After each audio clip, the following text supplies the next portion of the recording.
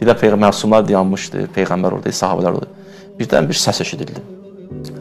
Deyir ki, soruşlar bu nə səsi idi? Əslində qeyb aləmindən Allah Rəsul-i Əkrəm bir pərdə çəkdi ki, yanındakılar da eşitsinlər.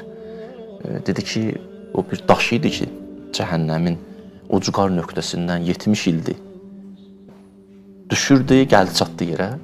70 ildir, gəlir göydən, düşdü axır yerə.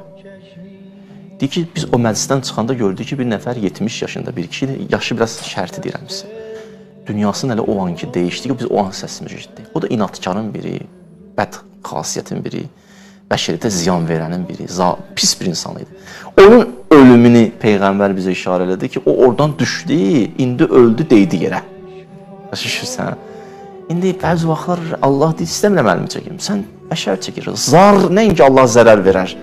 Allah rəhmətindən məhrum eləməsi insanı zərər verməsi də bu mənada.